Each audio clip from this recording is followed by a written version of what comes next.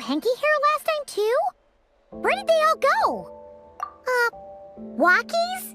For Kuhenki? You're not pets, you know.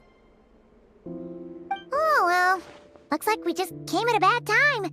Let's try again tomorrow. There's still a few days until Moon Prayer Night, so we're in no rush. Besides, she needs time to rest anyway.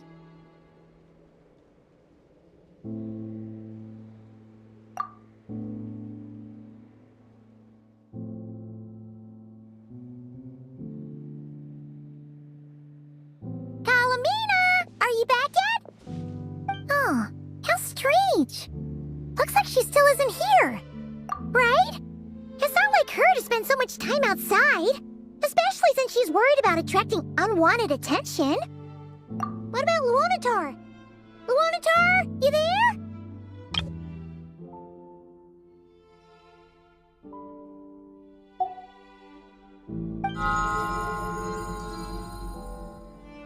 Hey! Do you know where Kalambina went?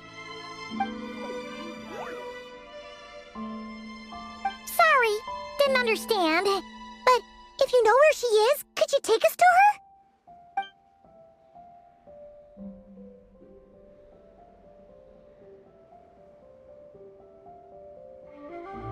Yeah, that's even stranger.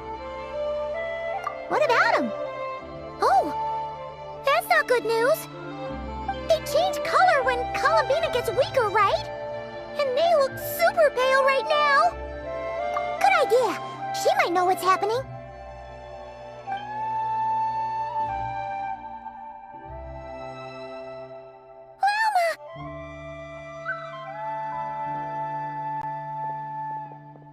Ah, it's you. How is Kutar? Is she okay? No, she hasn't. I came here to check on her after I noticed the flowers had changed color.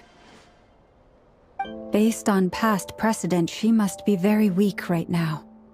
Even getting up to walk would be a struggle. It seems unlikely that she wandered off outside. Not to mention that she doesn't do that at the best of times either. So yeah, this is super weird. No. Very few people are in the know about Kutar's whereabouts. And if anyone suspicious had visited, they'd have left some sort of evidence. Come on, let's go to Nasha Town. If anyone has seen her, someone there will know about it. It's not Kry's information hub after all. Makes sense. Let's go!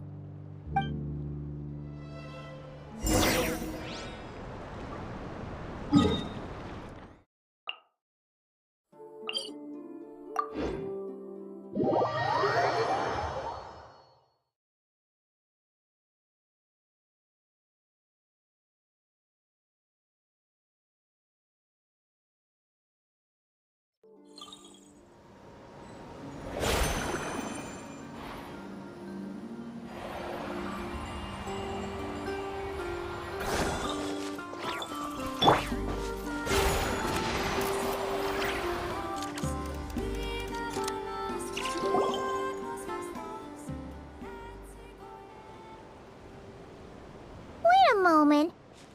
Is it just Paimon, or is this stall kind of suspicious? It's never been here before, right? No, I don't recognize it. Alas, your free and easy adventure time is over. Now, prepare to face the final boss of Nod Cry. Whoa! Where'd that Not sure, but it's definitely hostile. No, no, no, not that way. The final boss is right here. The sniffer mole? That's the final boss? Surely not. Also, Okay, the jig is up. I'll stop teasing you. Turn around. I'm right behind you. It seems I've managed to leave quite an indelible impression, even though you've never seen my face. Ah, nothing could make a great mage more pleased with herself.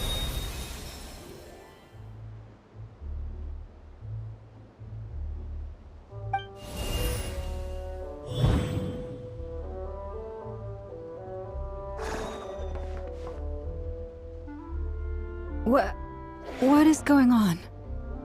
I've heard that all the big shots in Teyvat have long, wordy titles that stun people speechless when they make their entrance. Unfortunately, none of them are affiliated with the Hexenzirkel, and we ourselves keep a very low profile. The notorious name-dropping doesn't quite work for us.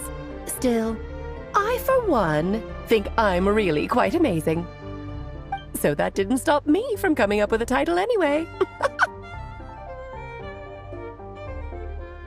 Alice? It's really you this time? Not a lantern or a dodo but Alice in the flesh? Oh, that's right. So, what do you think? How does it feel to finally meet me? You look like...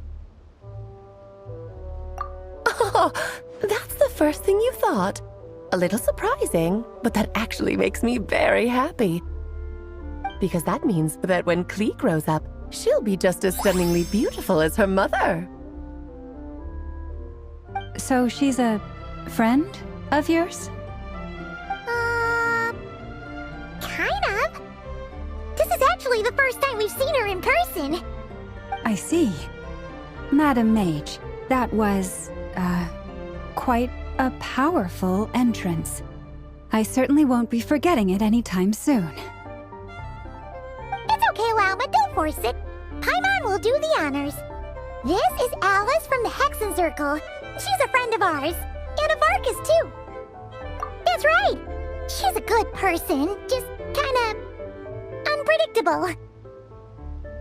Well, what is the human heart if not unpredictable? Hmm? If we could not do as we please, how would we differ from machines? I am Lauma, Moon Chanter of the Frost Moon Scions. It is a pleasure to meet you. Oh, I know. Before you got here, I spent a good, 15 minutes getting up to speed on Nodcry's present situation. In other words, I've read the whole in the last episode part, so we can skip the pleasantries. Fair enough. Well, Miss Alice, I can already tell that you have quite a unique personality. He'll get used to it. Paimon sure is. So anyway, what are you doing in Nodcry, Alice? Oh, I thought I told you already. This time, I'm the final boss.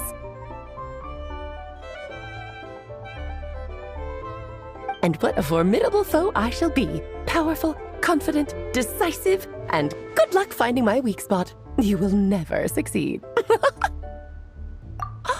Oh, drat! My one weakness, and you found it in an instant. Fate has been dealt a devastating blow. Thus falls the great Dodo King.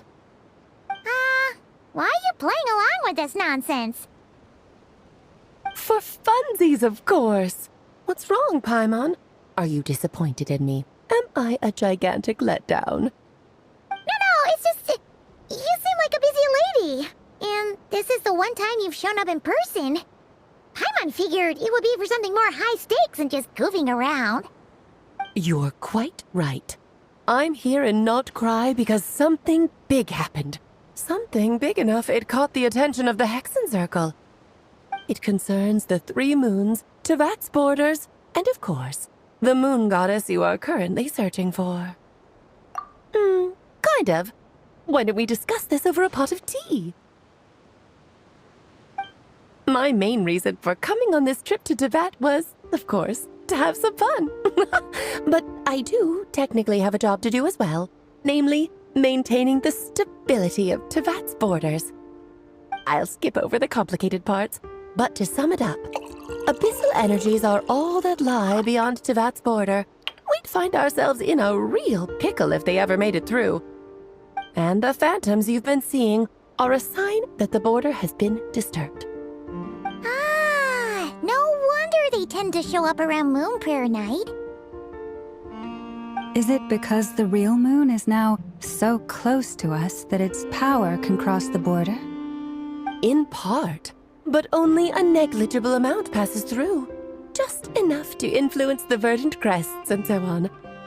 And as you've noticed, there has been an unprecedented number of phantoms appearing this year. The influence of the moon beyond the border cannot explain this. No, there is another far greater factor at play. The trilunar syzygy. A trilunar syzygy. Eons ago, before the heavenly principles came to Tevat, it was the then 3 moon goddesses who controlled the laws of this world. Oh, that's exactly it! The 3 goddesses split these powers amongst themselves, promising never to consolidate them into one singular body. This was meant to keep the world stable. But, fast-forwarding to the present, the eternal moon's marrow is with you, while the iridescent moon's marrow, which should never have appeared in this world, has been retrieved. Add that to the presence of a moon goddess in the flesh and... the power of all 3 moons is gathered here in Notcry. There hasn't been an event like this since the War of Funerary Flame. And it's having a noticeable effect on Tevat's borders. Because I wish to give my darling daughter a peaceful, sunny environment to grow up in. Is that a good enough reason? Kinda sounds like you're dodging the question, but it does make sense. Well, that's one reason anyway, and the most important one. The others are a little complicated to explain. For instance, cleaning up after dearest Miss R. Albedo could tell you more about that if you're curious, but right now, I have a more important question to ask you. Why are you collecting the moon marrows? I see. Nicole told me about that legend once. Nicole? You mean Mage Anne? Oh, so you remember. Yes, of course. That was a story about fate, her area of expertise. But back to the story of our dear moon goddess. I'm afraid her intended method of returning to the moon is unlikely to work anymore. What does that mean? She may be missing, but she hasn't gone anywhere. She has disappeared.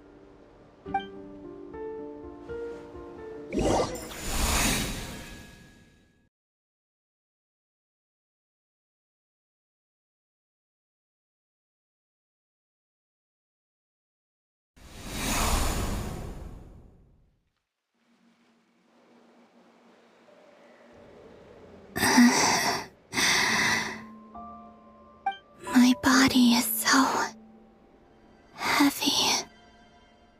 Wait, no. It's my mind that's heavy. My arms and legs are as light as a feather. What's happening to me?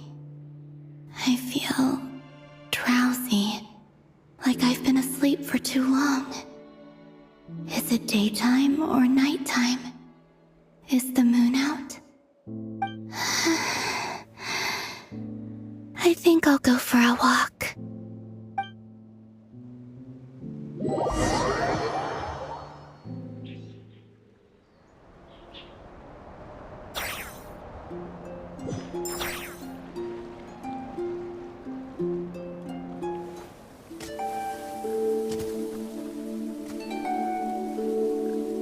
Are you out for a walk too?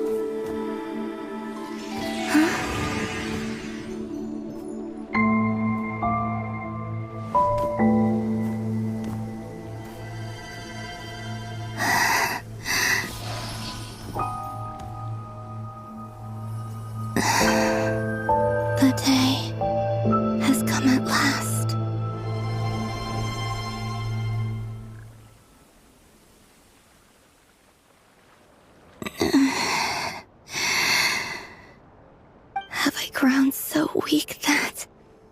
I can't even sustain my physical form.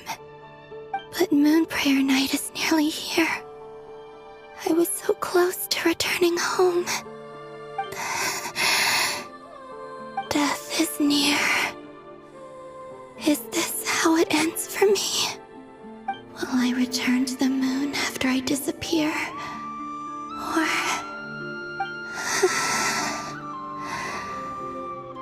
I don't want it to end like this. So far, at least, I still exist. Even if not physically, I can still feel. But as my power wanes, I'm sure that too will fade. I suppose I might take one final look at this world. The world where I was born.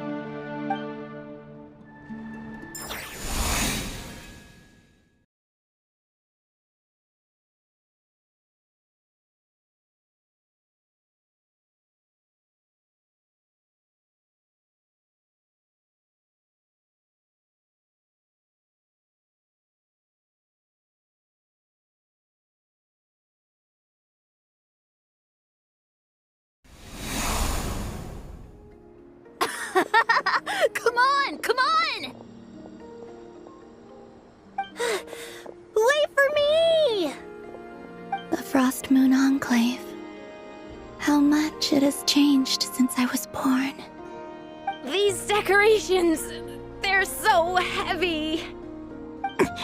It's times like this when you kind of wish men could be priestesses and acolytes. How fascinating. I've never had the chance to be privy to people's private lives in this way. In the past, people would get so solemn and serious the moment I showed my face. Like they were frozen stiff. Karina, Lametti, it's time to eat. Coming. I want to watch them a little longer.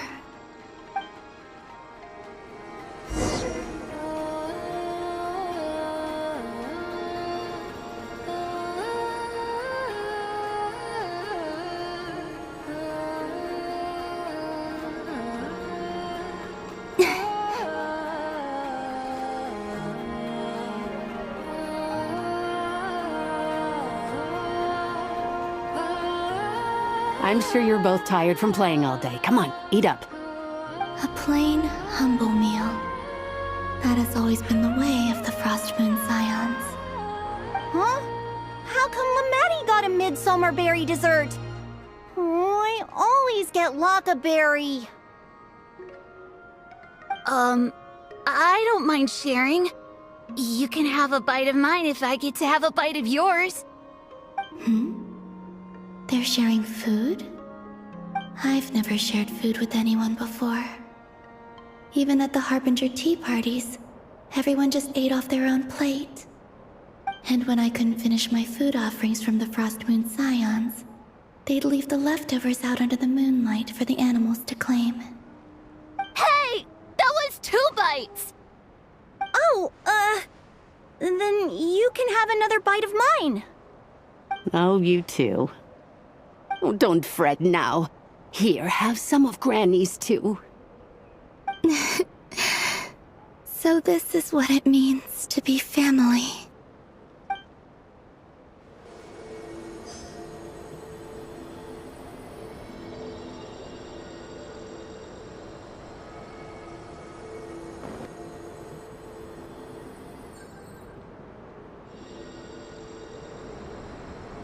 So just fill these balloons with air, right? Yep. Try a couple now to test things out. The rest can wait till Moon Prayer Night. Think fast! Rita! Teasing an acolyte of the Frost Moon Scions? Surely that's a punishable offense. Take this!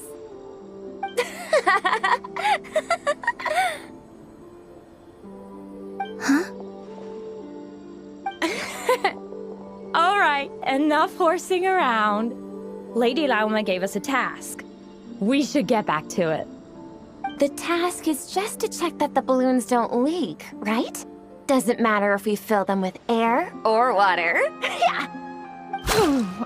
Okay, you got me there. And you got me there. But still, we can't use all the balloons before the festival even starts. We won't use all of them. And as long as Lady Lauma's trusted acolyte doesn't snitch, this can stay as a little secret between friends. A couple more can't do any harm, right? Oh, you menace. Then, think fast! Is pumping a balloon full of water really so much fun?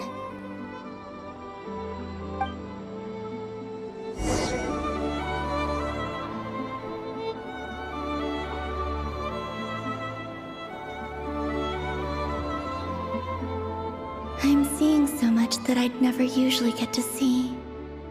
They'd never act like this when I was around. It's nice, being able to just watch people in peace in these final moments. What a rare opportunity. I think I'll go take a look around Nasha Town, too. Maybe the Traveler will be there.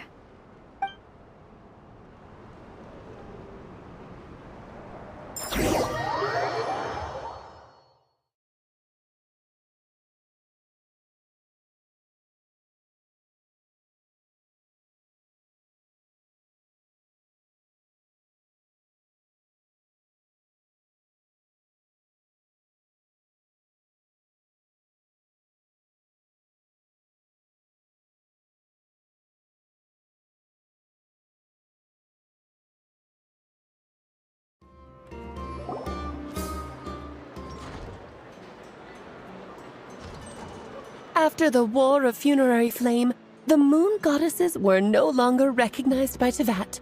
They lost the whole foundation for their existence. That's why the Moon Goddess's strength is fading. She cannot withstand the world's rejection of her. To be more pedantic about it, the Moon Goddesses did something to offend the heavenly principles, and that's why they were ousted. Something of a recurring theme in Teyvat's history. Theoretically, speaking so candidly should put me in their crosshairs too, but they can't tell me what to do. I'll say whatever I want. Anywho, the Moon Marrow energies were but a drop in the bucket for her, and that battle against the Ray Hair of Solnari only weakened her further. Fortunately, it happened close enough to Moon Prayer Night when the Kuvaki concentration here is high. That's the only reason she managed to survive this long. What do you mean, fortunately? You said she disappeared. We're too late. Oh, what a headache. I thought this was all common knowledge. I guess I have some more explaining to do. Okay, buckle up. It's time for another lecture.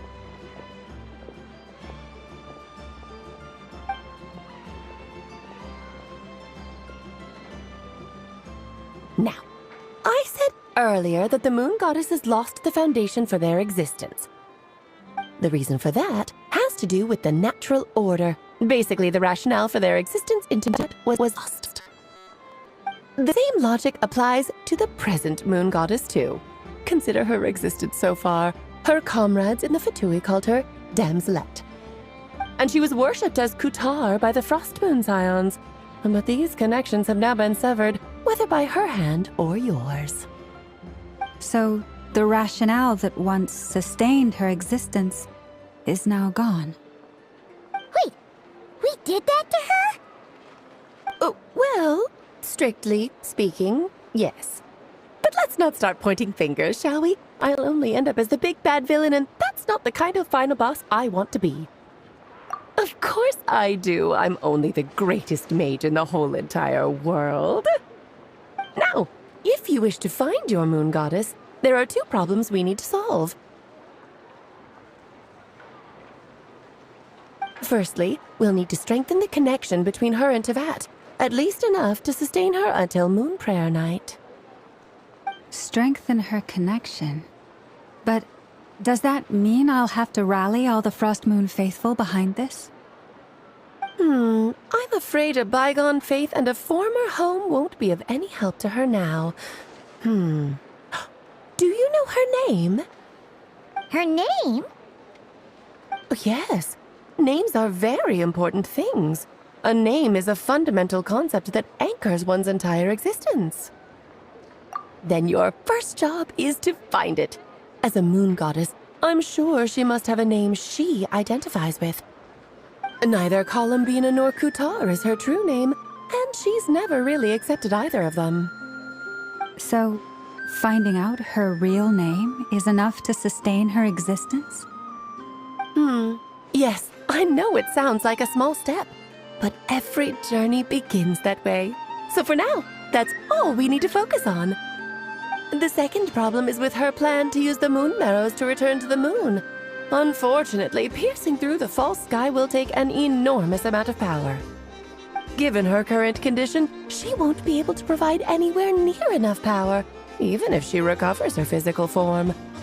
But no need to fret. Nicole's the expert in this field, and I'm sure she'll figure something out.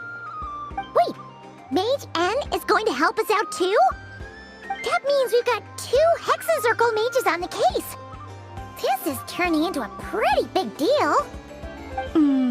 Actually, this is more of a side quest for me. Like you said, I'm a busy lady, so I can't stay for too long. I'll have to return to Tevat's border soon. That's the upside you get for looking out for my little Klee. Hopefully that will incentivize you to carry on keeping her company in the future.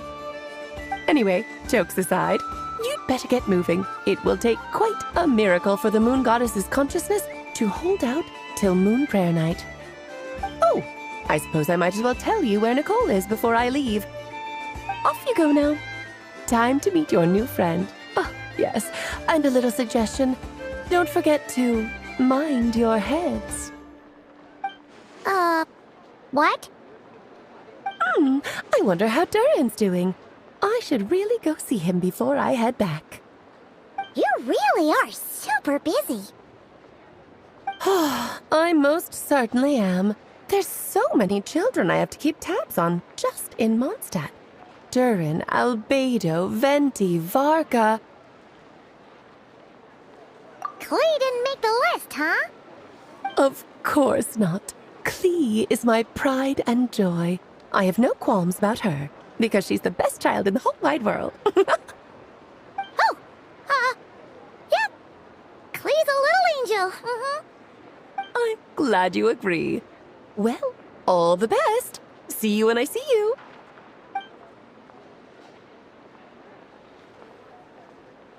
She left in a hurry. Yeah, she didn't pack up her stall. Should we handle it for her? I must say, I'm now very curious about her daughter. Klee, wasn't it? What's she like? That's a long story. Come on, we'll fill you in as we go.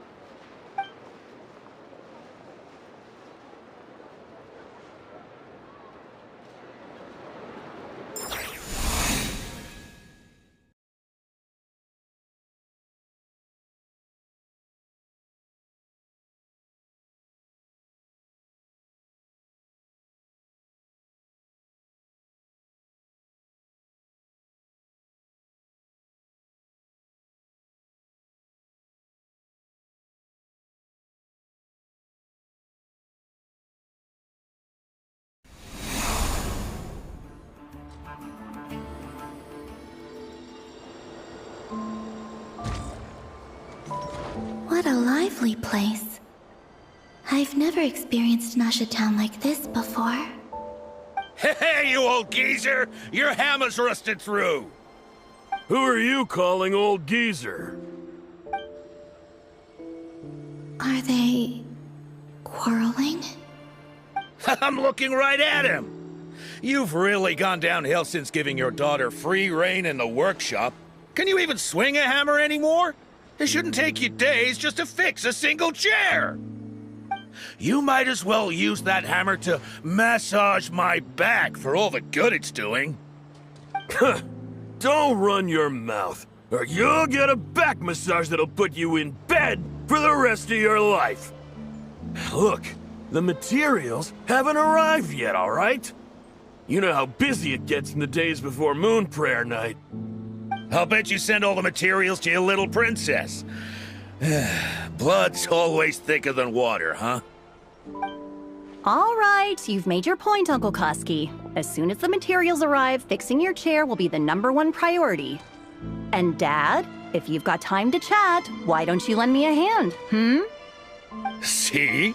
Lolka knows what the score is. I guess they're friends. But the way they spoke to each other was so ugly. Then again, it wouldn't be the first time I've seen something like this. Columbina! Sing outside my door in the middle of the night one more time, and I'll unscrew your vocal cords. You hear me? Oh, Sandrone. So that was her way of trying to be friends with me. What a pity. I won't get the chance to say any ugly things in reply.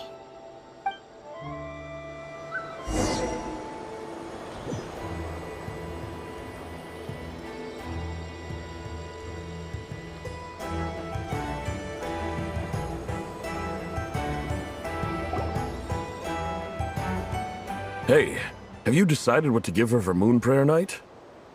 I sure have. She's gonna get the surprise of her life when she's least expecting it. Then I'll whip out the ring and pop the question. The surprise of her life. What a fun turn of phrase. Cool, I get the picture. You can spare me the gushy details. Ooh, looks like we have a customer.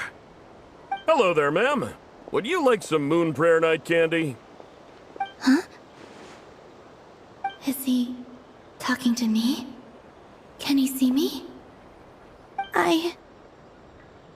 Here you go.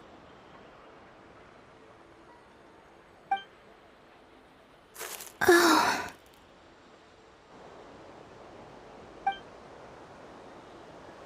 Come back anytime. Right. Now, where were we?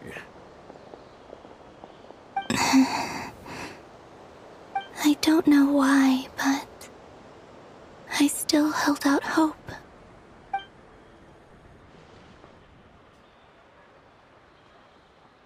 The most important thing right now is to find that mage. This name thing seems super important too, but where do we even start looking? I'd better go pay the Fatui a visit.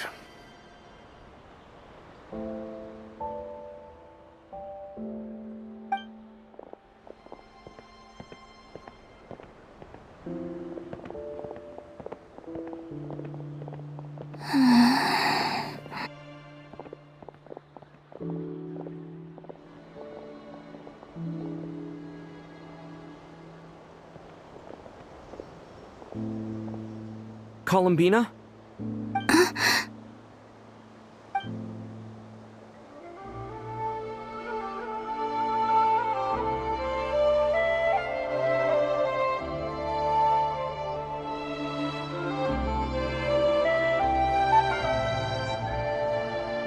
Traveler?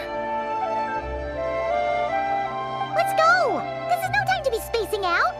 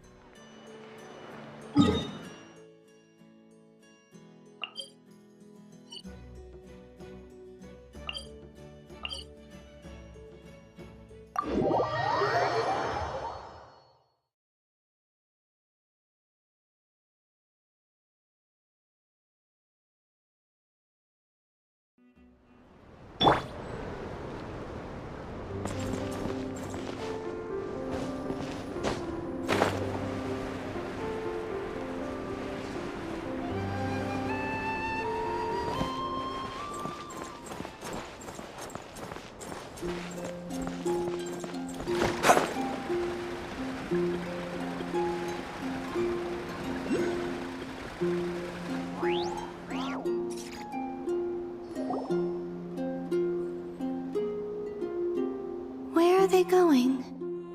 They mentioned a mage and... a name?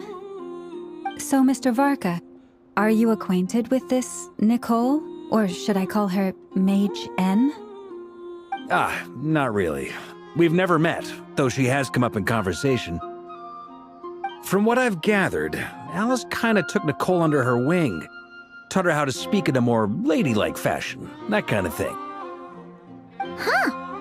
Hard to imagine Alice as an etiquette coach. Yeah, Alice is a larger-than-life personality, I'll give you that. But then again, that's why she's able to draw such an eclectic mix of people into her inner circle. If I remember correctly, being an interesting person is actually one of her main entry requirements. So, if you ever wanted to join the Hexenzirkel, I'm sure you'd both be eligible to apply. Hey! Don't go around making promises on Alice's behalf! I wouldn't dare. I'm just trying to paint a picture of the Hexenzirkel for you. Okay, sure. Anyway, since none of us have ever met Nicole, how are we supposed to find her? We can't just go up to every woman in sight and ask, "Hey, are you Nicole?" Maybe something she's wearing will give it away? Like, a windbloom pinned to her chest or something. Wait a minute. Alice never said Nicole was from Mondstadt. Oh, true. That would be... this young lady, then?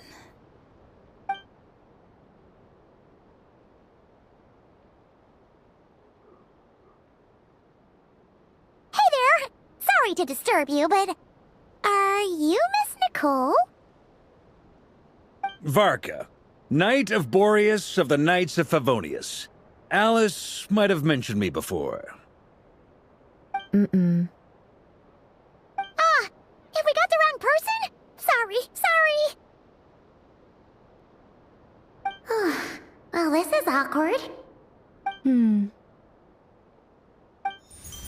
When I shook my head, I meant, no, Alice hasn't mentioned you before.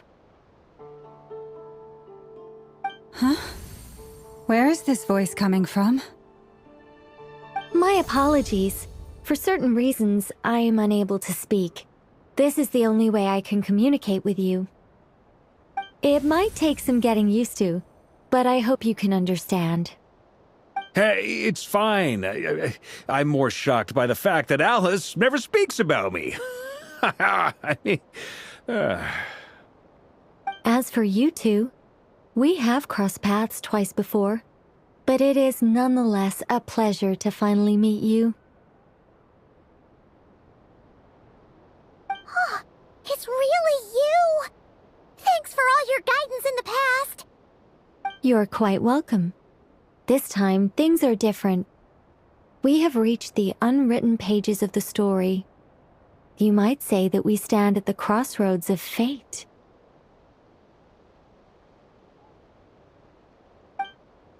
Now then, allow me to formally introduce myself.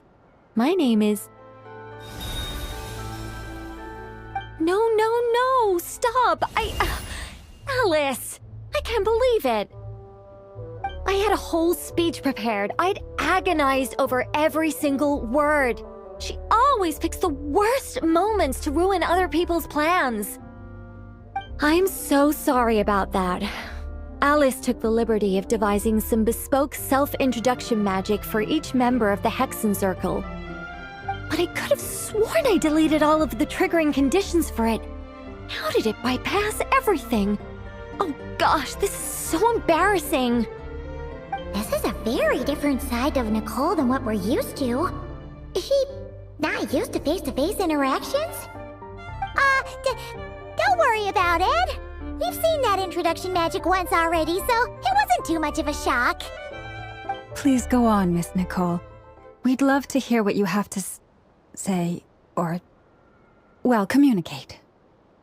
Huh? Are they talking to this lady? But... Will you all promise to forget that horrendously embarrassing introduction? sorry, embarrassing. When? Yes, my name is Nicole, and I am one of a very few angels who have retained both their preferred form and their power. The Traveler and Paimon should be no strangers to this concept. There is another of our kind in Natlan. They call her the Lord of the Night. All right! Paimon remembers her! Yes. Well, I have retained more of my power than she. It's because I don't have a long-term duty to fulfill. To be more specific, no. We'll be here all day if I get into the specifics. Moving on. If I'm not mistaken, you are here because you wish to learn how one might reach the moon beyond the sky. That's right. Is that something you can give us any guidance on? Yes, I do know a way.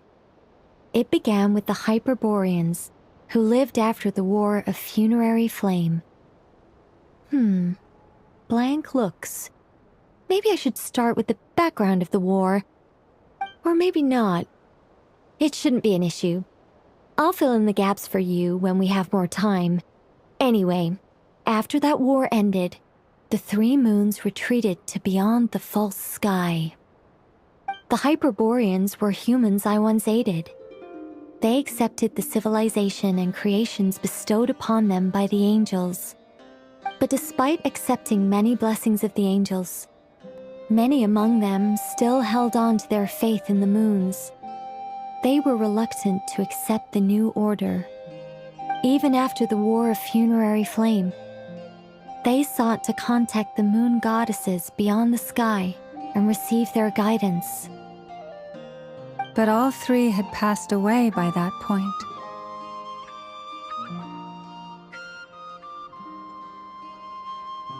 This mage has a unique method of communicating.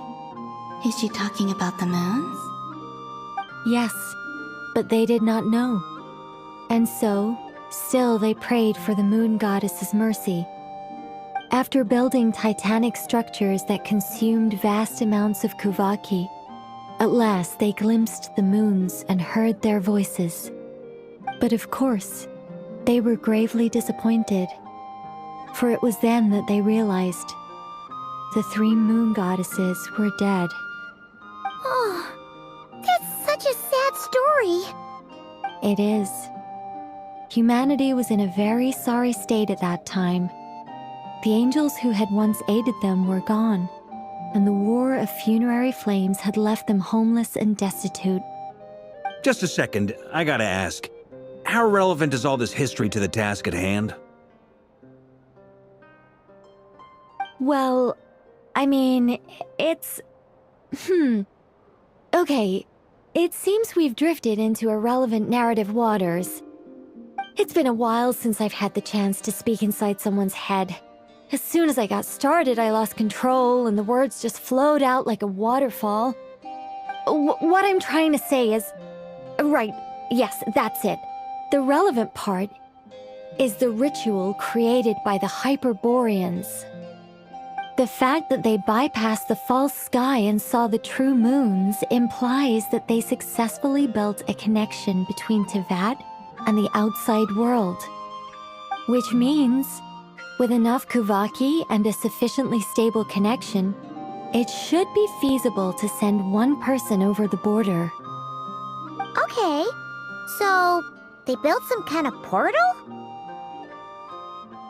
Oh, yes. A portal. Yes. Is something wrong? You sound disappointed. I just didn't expect you to summarize it so well. It turns out I could have said all that in one word, if only I'd managed to think of it. No, please, it's fine. This is invaluable knowledge. I'll be sure to record and preserve everything in writing. Oh, really? Well, in that case, I suppose I could backtrack and add some more detail. I did gloss over a few things so far. Whoa, time out. Let's summarize what we've got first. The Hyperboreans were the last ones to use this method, right? So we somehow need to find whatever structure they built and make sure there's enough Kuvaki to power it up.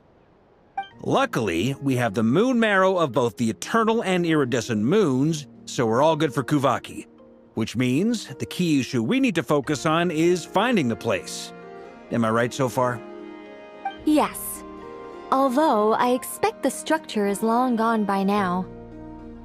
That said, what if we could take advantage of the phantoms to travel back to a time when it still existed? Well, travel back isn't quite accurate. It's more like we'd be creating a handshake between 2 points in space-time.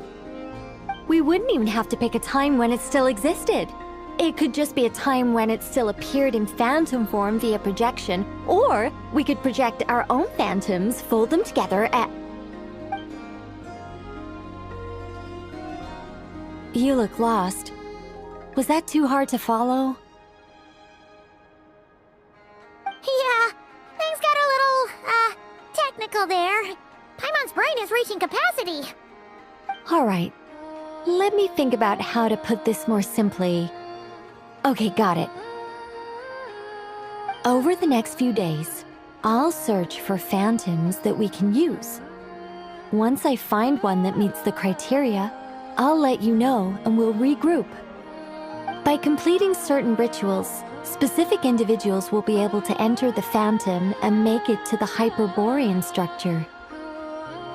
If everything checks out, and it looks feasible, we'll just need to wait for Moon Prayer Night, and we can send the Moon Goddess back home. I'm really skimping on the detail here. Is this making any sense at all? I think so. For now, we'll just wait to hear from you. Yes. Basically, yes. Great. Counting on you. In the meantime, we'll focus on finding the Moon Goddess's name. My name? Are they looking for a way to stop me from disappearing? Excuse me, Miss... Go on, Miss Nicole. This conversation was a little all over the place. I didn't catch your name. I am Lauma, of the Frost Moon Scions. Ah, I did wonder. I noticed that you listened very intently when I spoke about Hyperborea and the moon's history. If you'd be interested, I'd love to visit you this evening and go through it again in greater detail. Also, if you were serious about making a record, it would be too risky to simply write down the raw details as is. I would suggest some tweaks. Maybe rewrite the stories as fairy tales or fables, perhaps even prayers. Anyway, we can cross that bridge when we come to it. So, see you later then? Oh, and no need to prepare anything. Just a cup of tea will do. See ya! She seems friendly. It's just... It's so nice to find someone who's actually willing to listen. I've been dying for a chance to finally go through all this systematically from start to finish. Any longer and I'd probably start forgetting it. Now Paimon gets why Alice told us to mind our heads. Ha ha ha ha! What did I tell you? A lot of quirky people in Alice's orbit. Now then, the next order of business is, where do we start looking for the Moon Goddess's name? Maybe the rest of what Nicole has to say might give us some clues. Once I've heard her out, I'll summarize the salient points and share them with you all. I'm also inclined to review our other documents. Yes, our faith was first established by our Hyperborean ancestors, but many of the more factually accurate records are from after Kutar's birth. Sounds like we're gonna follow Columbina's journey through Devat, huh? In that case, we'll start by heading to the Frostmoon Enclave. Sounds like a plan. Take this with you. I'll see about getting in touch with the Fatui. It'll probably just be Arlecchino and Sandroni again. They're the only ones who would want to help. Thank you, Mr. Varka. Don't mention it. Honestly, I'm more comfortable dealing with the Fatui than prying into the details of a young lady's childhood. Catch you later. I should follow them, just in case there's some way that I can help.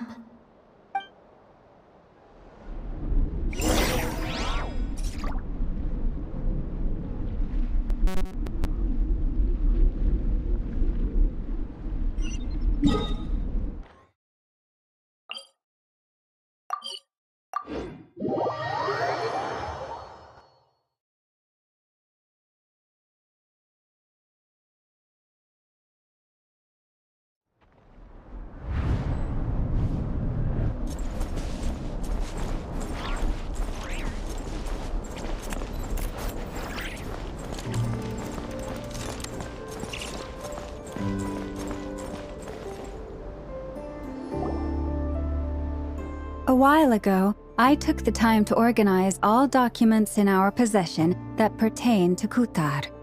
What you see here is the material I consider reliable. You're saying there's unreliable material too? Yes. Most of the information we have was transmitted through an oral tradition.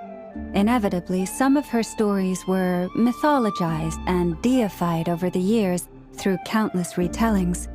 That's why I organized them into reliable and unreliable.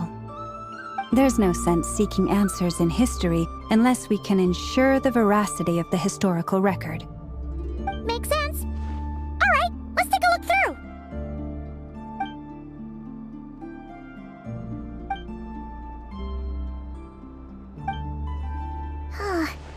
Almost all these records refer to Kutar instead of Columbina. Although neither of those is her real name. Taima's not sure what point she's trying to make. What we can gather from these records is that the Frostmoon Scions worshipped her as a god, placing impossible expectations upon her. I cannot fault them for their earnest faith, but for all their devotion, worshipping her day in, day out changed nothing. I imagine that none of it resonated with Columbina. It wouldn't surprise me if, even back then, she had already begun to reject the name Kutar and everything it represented. Lama speaks the truth. When I heard them call upon Kutar with hope and expectation in their voices, they may as well have been calling upon somebody else.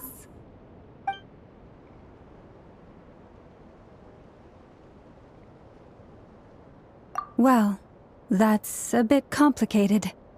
I looked at the level of detail, perceived authenticity, prose style, and how realistic their portrayal of Kutar seemed to be. Amongst the Frostmoon Scions of today, only I know of her existence, and I alone have spoken to her face to face.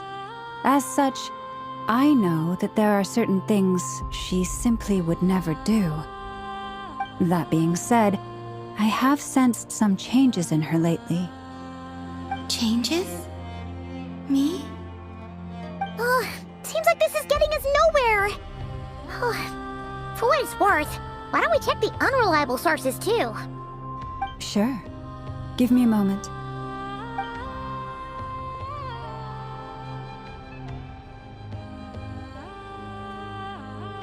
Exerting but a fraction of her divine might, Kutar sheared a great mass from the snow-capped mountain and cast it into the sea, upon whose surface shone the mirror image of the moon. Thus was formed the island of Hisi. Yeah, right. That doesn't even begin to pass the sniff test. The 3 moons are naught but lies through and through. Only one moon has ever shone for us, and Kutar is her name. The vast majority of ancient texts are filled with fanciful tales like these. I trust you understand my criteria a little better now. Kutar did not speak, merely gazing into the distance in silence. And where her gaze landed, this was her prophecy. Clearly, whoever wrote this text never even met Kutar. Otherwise, they'd know that her eyes are always closed. What about you, Traveler? What are you celebrating. Come on, let Paimon see. The child wished to build a wooden nest with which to shield the fledgling bird from the cold. But being so young and lacking in strength, the child could not snap the branches from the trees. Kutar was passing by. Upon seeing the child, she summoned forth the Kuhenki, who built a beautiful nest for the child. I remember that. Not knowing the meaning of Kutar's divine intervention, the child dared not to respond, and thus ran home to call their parents. But Kutar was gone. The Moonshanter declared the event a miracle and took the nest as a relic, placing it on high for all to see. The child was named as one favored by the goddess and was greatly respected amongst the people. Yet, no further miracles were bestowed, and this matter was forgotten in but a few years. Huh. Any thoughts after reading that?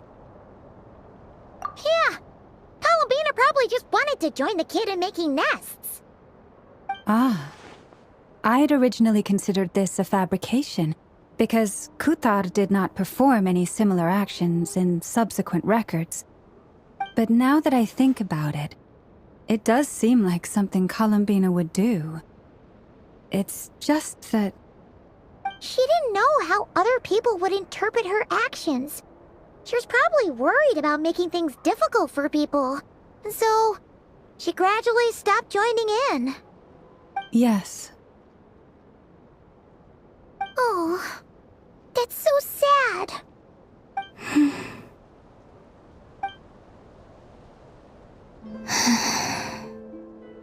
And now, I can make no such gestures of warmth, even if I want to.